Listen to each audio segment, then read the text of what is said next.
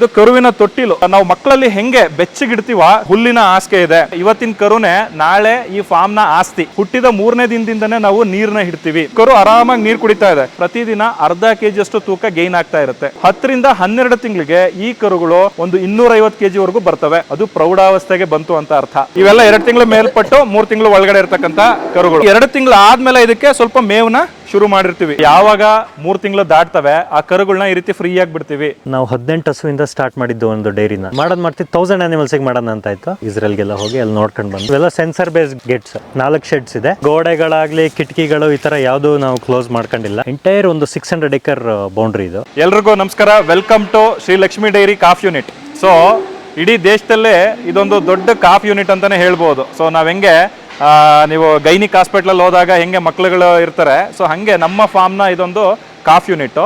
So ಏನಕ್ಕೆ ನಾನು ಇಷ್ಟೊಂದು ಇಂಪಾರ್ಟೆನ್ಸ್ ಕೊಟ್ಟು ಹೇಳ್ತಾ ಇದ್ದೀನಿ ಅಂತಂದರೆ, ಇವತ್ತಿನ ಕರುನೇ ನಾಳೆ ಈ ಫಾರ್ಮ್ನ ಆಸ್ತಿ. ದೊಡ್ಡ ಹಸು ಆಗ್ತಕ್ಕಂಥದ್ದು ಕರುನೇ. ಸೊ ಏನಾಗುತ್ತೆ ಅಂತಂದರೆ, ಸುಮಾರು ಜನ ನೆಗ್ಲೆಕ್ಟ್ ಮಾಡಿಬಿಡ್ತಾರೆ ಕರು ಸಾಕಾಣಿಕೆಯಲ್ಲಿ. ಅದು ಕರು ಅಂದರೆ ಒಂದು 6 ತಿಂಗಳು ವರ್ಷ ಆಮೇಲೆ ನೋಡ್ತಿರೋ ಕರು ಇದೆ ನಮ್ಮ ಫಾರ್ಮಲ್ಲಿ ಅನ್ನೋ ಥರದ್ದು ಒಂದಿರ್ತದೆ. ಸೊ ಯೂಶಲಿ ಏನಪ್ಪಾ ಅಂತಂದ್ರೆ, ಕರು ಅನ್ನೋದು ಡೇ 1 ಅದ್ರದ್ದು ಕೇರ್ನ ಮಾಡಬೇಕು. ಅದು ಬಹಳ ಮುಖ್ಯ. ಏನು ಡೇ 1 ಕೇರು? ಕರು ಹಾಕಿದ ತಕ್ಷಣದಿಂದನೇ ಮೊದಲ 3 ತಿಂಗಳು ಯಾರು ಚೆನ್ನಾಗಿ ಕರುನ ನೋಡ್ಕೋತಾರೆ ಅದು ಒಳ್ಳೆ ಹಸುವಾಗಿ ಪರಿವರ್ತನೆ ಆಗುತ್ತೆ. ಏನ್ ಮಾಡ್ಬೇಕು? ಹುಟ್ಟಿದ ತಕ್ಷಣ ಕರು, ಇನ್ನೊಂದು ಸತ್ಯ ನಿಮಗೆ ಗೊತ್ತಿರಲಿ, ಕರು ಭೂಮಿ ಮೇಲೆ ಬರೋವರೆಗೂ ಅದಕ್ಕೆ ಉಸಿರಾಟ ಇರೋದಿಲ್ಲ. ಅದ್ರದ್ದು ಲಂಗ್ಸ್ ಕೆಲಸ ಮಾಡ್ತಾ ಇರಲ್ಲ. ಅದು ಅಂಬುಲಿಕಲ್ ಕಾರ್ಡ್, ತಾಯಿಯ ಹೊಕ್ಕಳ ಬಳ್ಳಿ ಏನಿರ್ತದೆ, ಆ ಹೊಕ್ಕಳ ಬಳ್ಳಿ ಮುಖಾಂತರ ಅದಕ್ಕೆ ಆಕ್ಸಿಜನ್ ಹೋಗ್ತಾ ಇರುತ್ತೆ. ಸೊ ಅದು ಆಚೆ ಬಂದಮೇಲೆ ಪ್ರಪಂಚಕ್ಕೆ ಫಸ್ಟ್ ಟೈಮ್ ಬಂದ ತಕ್ಷಣ ಅದು ಉಸಿರನ್ನ ತಗೊಳ್ಳೋದು. ಮನುಷ್ಯರಲ್ಲೂ ಅಷ್ಟೇ. ಹಾಗೆ ಯಾಕೆ ಮಕ್ಳುಗಳು ಅಳ್ತಾರೆ ಹುಟ್ಟಿದ ತಕ್ಷಣ ಅಂತ ಅಂದರೆ, ಏನಾಗುತ್ತೆ, ಗಾಳಿ ಒಳಗೆ ಹೋದ ತಕ್ಷಣ ಅವಕ್ಕೇನೋ ಆತಂಕ ಆಗುತ್ತೆ. ಸೊ ಲಂಗ್ಸ್ ಮುಖಾಂತರ. ಹಾಗಾಗಿ ಅಕಸ್ಮಾತ್ ಅದು ಆಕ್ಟಿವೇಟ್ ಆಗಲಿಲ್ಲ ಅಂದರೆ ಡೆತ್ ಆಗುವಂಥ ಚಾನ್ಸಸ್ ಇರುತ್ತೆ.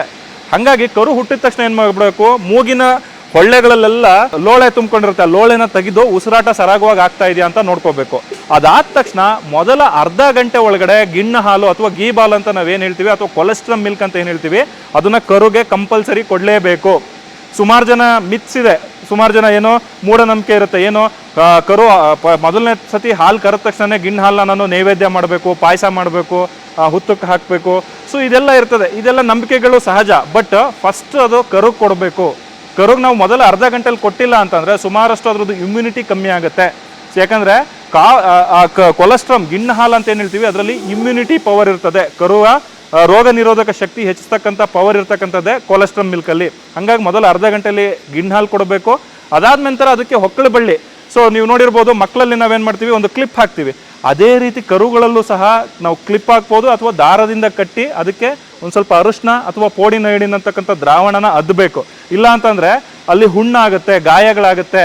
ಸೊ ಹಾಗಾಗಿ ಅದು ಭಾಳ ಇಂಪಾರ್ಟೆಂಟು. ಅದಾದ ನಂತರ ನೀವು ನೋಡ್ಬೋದು, ಕರು ಅದರದ್ದು ನಾವು ಮಕ್ಕಳಲ್ಲಿ ಹೆಂಗೆ ಬೆಚ್ಚಗಿಡ್ತೀವ, ಕರುಗೂ ಅದೇ ರೀತಿ ಬೆಚ್ಚಗಿಡ್ಬೋದು. ನೀವು ನೋಡ್ಬೋದು ಈ ಕರು ಎಷ್ಟು ಕಂಫರ್ಟಬಲ್ ಆಗಿ ಮಲಗಿದೆ ಅಂತಂದರೆ, ನೀವು ನೋಡಿ ಕೆಳಗಡೆ ಸೊ ಹುಲ್ಲಿನ ಹಾಸಿಗೆ ಇದೆ. ಹುಲ್ಲಿನ ಹಾಸಿಗೆ ಮೇಲೆ ಅದು ಮಲಗಿದೆ. ಯಾಕಂದರೆ ಚಳಿನ ತಡ್ಕೊಳ್ಳೋಂಥ ಕೆಪಾಸಿಟಿ, ಶಕ್ತಿ ಆ ಕರುಗೆ ಇರೋದಿಲ್ಲ. ತುಂಬ ಜಾಸ್ತಿ ಚಳಿ ಆಗೋಯ್ತು, ಮಳೆ ಬಿತ್ತು, ಸೊ ಕರು ತಡ್ಕೊಳೋದಿಲ್ಲ. ಹಾಗಾಗಿ ಅದಕ್ಕೆ ಹುಲ್ಲಿನ ಹಾಸಿಗೆ ಬೇಕಾಗಿರುತ್ತೆ, ನೆಲ ಹಾಸು ಅಂತ ಹೇಳ್ತೀವಿ. ಸೊ ಅದಾದ ನಂತರ ಅದಕ್ಕೆ ನಾವು ಗಿಣ್ಣದ ಹಾಲನ್ನ ಕೊಡ್ತೀವಿ. ಸೊ ಗಿಣ್ಣದ ಹಾಲನ್ನ ಕುಡಿಸ್ತೀವಿ. ಮೊದಲ ಒಂದು 7 ರಿಂದ 10 ದಿನ ಗಿಣ್ಣದ ಹಾಲನ್ನ ಕುಡಿಯುತ್ತೆ. ಅದಾದ ನಂತರ ಮಾಮೂಲಿ ಹಾಲು ಏನು ಬರುತ್ತೆ, ಹಾಲನ್ನ ನಾವು ಬಾಟಲ್ ಮುಖಾಂತರನೂ ಕುಡಿಸ್ಬೋದು.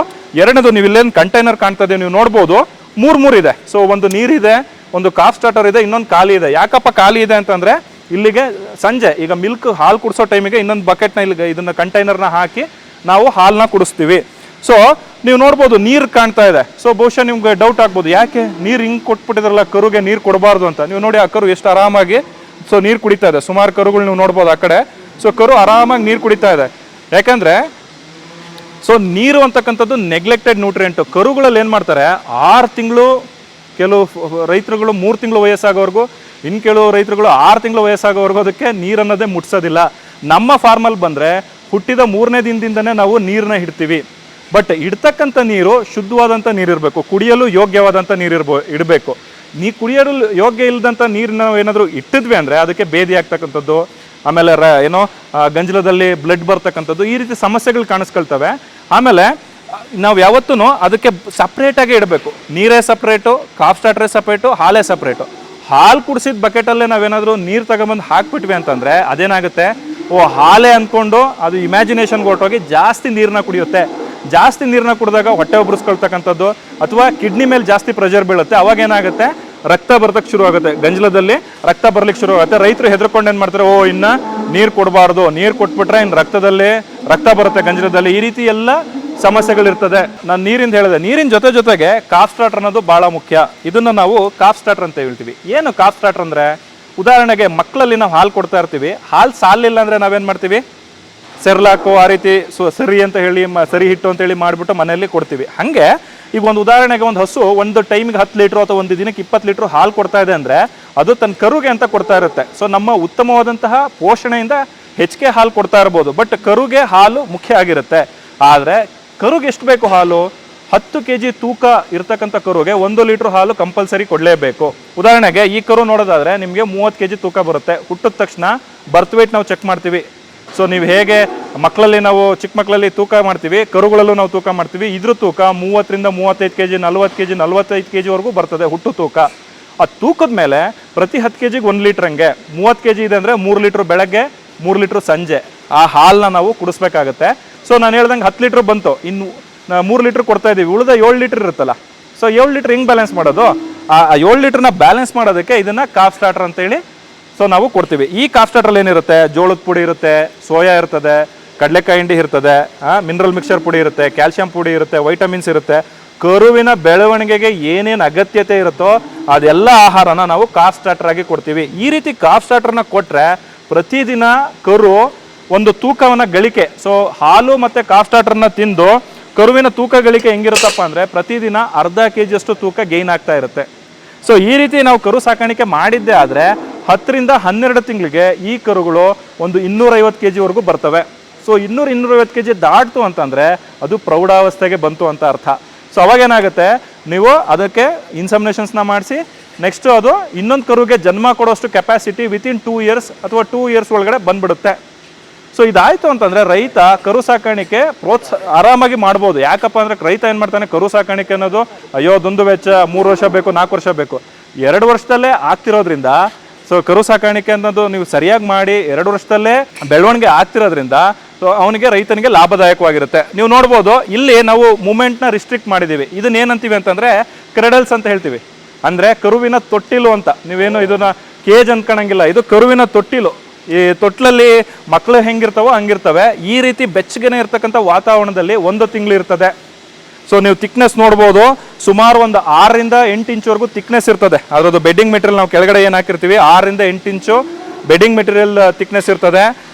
ಆಮೇಲೆ ನೀವು ನೋಡ್ಬೋದು ಇದಕ್ಕೆ ಆಲ್ರೆಡಿ ನಾವು 3 ಅಡಿ ಮತ್ತು 4 ಅಡಿ ಅಗಲ ಇರ್ತಕ್ಕಂಥ ಜಾಗ ಕೊಟ್ಟಿರ್ತೀವಿ. ಯಾಕೆ ರಿಸ್ಟ್ರಿಕ್ಟ್ ಮಾಡಿರ್ತೀವಪ್ಪ ಅಂತಂದರೆ ಕರುಗೆ ಮಕ್ಕಳಿದ್ದಂಗೆ ಅದಕ್ಕೇನು ಅರ್ಥ ಆಗೋದಿಲ್ಲ.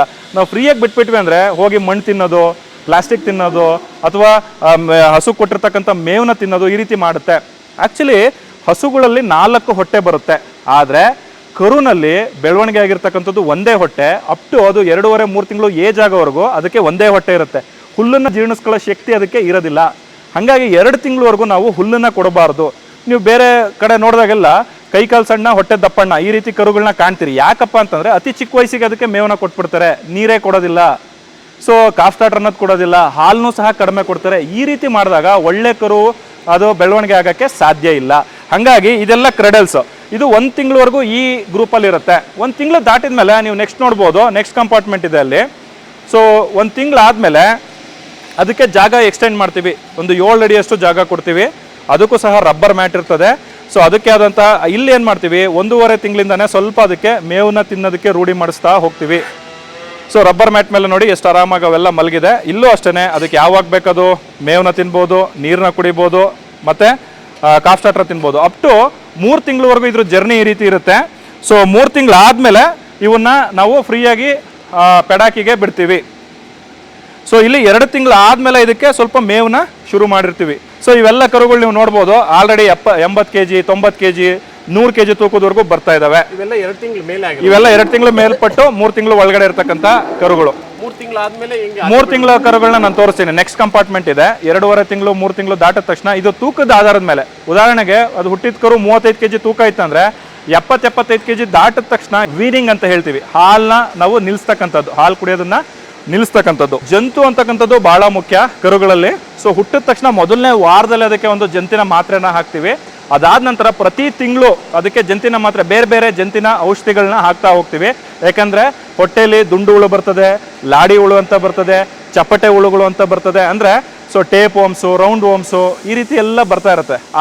ಅದಕ್ಕೆ ತಕ್ಕಂಗೆ ಬೇರೆ ಬೇರೆ ಡಿವರ್ಮಿಂಗ್ ಮೆಡಿಸಿನ್ ಇರುತ್ತೆ. ಅದನ್ನ ಪ್ರತಿ ತಿಂಗಳು ಚೇಂಜಸ್ ಮಾಡಿ 6 ತಿಂಗಳವರೆಗೂ ಅದಕ್ಕೆ ಪ್ರತಿ ತಿಂಗಳ ಡಿವರ್ಮಿಂಗ್ನ ಮಾಡ್ತೀವಿ. ಸೊ ಪಶುವೈದ್ಯರ ಸಲಹೆನ ಪಡ್ಕೊಂಡು ನೀವು ಆ ಡಿವರ್ಮಿಂಗ್ಸ್ನ ಮಾಡ್ಕೋಬಹುದು. ಅದಾದ ನಂತರ ಪ್ರತಿ 3 ತಿಂಗಳಿಗೆ ಒಂದ್ಸತಿ, ಅಲ್ಲಿಂದ ಅದು 2 ವರ್ಷ ವಯಸ್ಸಾಗೋವರೆಗೂ ಪ್ರತಿ 3 ತಿಂಗಳಿಗೆ ಒಂದ್ಸತಿ ಜಂತು ಮಾತ್ರೆನ ಕೊಡ್ತೀವಿ. ಅದಾದ್ಮೇಲೆ ಹಾಲು ಕೊಡ್ತಕ್ಕಂಥ ಹಸುಗಳಲ್ಲಿ ವರ್ಷದಲ್ಲಿ 3 ಸತಿ ನಾವು ಡಿವರ್ಮಿಂಗ್ ಮಾಡಲೇಬೇಕು. 4 ತಿಂಗಳಿಗೆ ಒಂದ್ಸತಿ ಡಿವರ್ಮಿಂಗ್ ಮಾಡಲೇಬೇಕು. ಅಂದ್ರೆ ಚಳಿಗಾಲ ಶುರುವಾಗಕ್ಕಿಂತ ಮುಂಚೆ ಒಂದು ಡಿವರ್ಮಿಂಗು, ಮಳೆಗಾಲ ಶುರುವಾಗಕ್ಕಿಂತ ಮುಂಚೆ ಒಂದು ಡಿವರ್ಮಿಂಗ್, ಈ ರೀತಿ ಒಂದೊಂದು ಜಂತು ಮಾತ್ರೆನ ನಾವು ಹಾಕೊಳ್ಬೇಕಾಗತ್ತೆ. ಇದು ಬಹಳ ಮುಖ್ಯ. ಸೊ ನೀವು ಅಲ್ಲಿ ನೋಡಿದ್ರಿ ಎಲ್ಲ ಕ್ರೆಡಲ್ಸ್ ಅಲ್ಲಿ ಇದ್ವು. ಅದಾದ ತಕ್ಷಣ ನೆಕ್ಸ್ಟ್ ಯೂನಿಟಿಗೆ ಶಿಫ್ಟ್ ಆದ್ರು. ಅದನ್ನ ಕಾಫ್ ಪೆನ್ ಹೇಳ್ತೀವಿ. ಕ್ರೆಡಲ್ ಆಯ್ತು, ಕಾಫ್ ಪೆನ್ ಆಯ್ತು. ಕಾಫ್ ಪೆನ್ನಿಂದ ಅವು ಯಾವಾಗ 3 ತಿಂಗಳು ದಾಟ್ತವೆ ಆ ಕರುಗಳನ್ನ ಈ ರೀತಿ ಫ್ರೀ ಆಗಿ ಬಿಡ್ತೀವಿ. ಸೊ ಅದಕ್ಕೆ ಮೇವು TMR ಥರನೇ ಕೊಡ್ತೀವಿ ಆಹಾರ. ಸೊ ಇಲ್ಲಿಂದನೇ ನೋಡಿ, ನೀವು ಕರುವಿಂದ ಹಿಡಿದು ಇಲ್ಲಿಗೆ ಬಂತು, ಇಲ್ಲಿವರೆಗೂ ಅದಕ್ಕೆ ಒಂದು ಮೂಗ್ದರ ಸಹ ಹಾಕಿಲ್ಲ, ಒಂದು ಹಗ್ಗ ಸಹ ಹಾಕಿ ಕಟ್ಟಿಲ್ಲ. ಸೊ ಈಗ ನೋಡಿ, ಇಲ್ಲಿಂದನೇ ಅದಕ್ಕೆ ಫ್ರೀಡಮ್ ಅನ್ನೋದು ಸಿಕ್ಕೋಗಿದೆ. ಅದು ಹುಟ್ಟಿದಾಗಿಂದಾನೇ ಫ್ರೀಡಮ್ ಇದೆ. ಸೊ ನೆಕ್ಸ್ಟ್ ಏನಾಯ್ತು, ಇಲ್ಲಿಗೆ ಬಂತು, ಇಲ್ಲಿ ಅದಕ್ಕೆ ಮೇವು ತಿನ್ನೋದಕ್ಕೆ ಮೇವಿದೆ, ಹಿಂದ್ಗಡೆ ಪೆಡಾಕ್ ಕೊಟ್ಟಿದ್ದೀವಿ. ಸೊ ಈ ಕರುಗಳು ನೀವು ನೋಡ್ಬೋದು. ಇವ್ಯಾರಾದ್ರೂ ನಿಮಗೆ 3 ರಿಂದ 4 ತಿಂಗಳ ಕರುಗಳು ಅಂತಂದ್ರೆ ನಂಬಲಿಕ್ಕೆ ಸಾಧ್ಯ ಆಗಲ್ಲ. ಯಾಕಪ್ಪ ಅಂತಂದ್ರೆ ಅದ್ರ ತೂಕ ಆ ಥರ ಇದೆ. ಸೊ ಇವೆಲ್ಲ ನೀವು ನೋಡಿದ್ರೆ 120-130 kg ತೂಕ ಬರ್ತದೆ ಕರುಗಳು. ಕೆಲವೆಲ್ಲ 150 kg ವರೆಗೂ ಇದೆ. ಸೊ ಇದರಲ್ಲಿ ನಿಮಗೆ ನೋಡೋದಾದ್ರೆ 3 ರಿಂದ 6 ತಿಂಗಳವರೆಗೂ ಏಜ್ ಗ್ರೂಪ್ ಇರ್ತಕ್ಕಂಥ ಕರುಗಳು ಇವೆಲ್ಲ. ಸೊ 6 ತಿಂಗಳಾದ್ಮೇಲೆ ನೆಕ್ಸ್ಟ್ ಯೂನಿಟ್ಗೆ ಶಿಫ್ಟ್ ಆಗುತ್ತೆ. ಸೊ ಇವು ನೋಡಿ, ಹಸುಗಳು ಹೆಂಗೆ ರೆಸ್ಟ್ ಮಾಡಿ ಮೆಲ್ಕ್ ಹಾಕ್ತಾವೋ ಅದೇ ರೀತಿ ಇವು ಸಹ ಮಲ್ಗಿ ಮೆಲ್ಕ್ ಹಾಕ್ತಾ ಇರ್ತದೆ. ಸೊ ಯಾವುದಕ್ಕೆ ಬೇಕೋ ಅದು ಬಂದು ಮೇವನ್ನ ತಿನ್ನುತ್ತೆ, ಯಾವುದಕ್ಕೆ ಬೇಕೋ ಹೋಗಿ ಅದು ನೀರು ಕುಡಿಯುತ್ತೆ. ಆಮೇಲೆ ಇದಕ್ಕೂ ಸಹ ಬಾಡಿ ಬ್ರಷ್ನ ಕೊಟ್ಟಿದ್ದೀವಿ ಅಲ್ಲೇನೆ. ಸೊ ಅದು ಏನಾದರೂ ಮೈಗೆ ನೆವೆ ಆಗ್ತಾ ಇದೆ ಅಂತಂದರೆ ಆ ಬಾಡಿ ಬ್ರಷ್ ಹತ್ರ ಹೋಗ್ಬೋದು. ಸೊ ಬಾಡಿ ಬ್ರಷ್ ಹತ್ರ ಹೋಗಿ ಉಜ್ಕೊಳ್ಳುತ್ತೆ. ದೊಡ್ಡ ಹಸು ಆಗಿ ಹಾಲು ಕೊಡೋ ಹಸು ಆದ್ರೂ ಸಹ ಅದಕ್ಕೆ ಫೀಡಿಂಗ್ ಪ್ಯಾಟರ್ನ್ ಇದೇ ರೀತಿ ಇರುತ್ತೆ. ಪ್ರಮಾಣ ಮಾತ್ರ ಚೇಂಜ್ ಆಗಿರುತ್ತೆ. ಅದಕ್ಕೆ ಏನು ನಾವು ಮಿಕ್ಸ್ ಮಾಡಿರ್ತೀವಿ ಆ ಪ್ರಮಾಣ ಮಾತ್ರ ಚೇಂಜ್ ಆಗಿರುತ್ತೆ.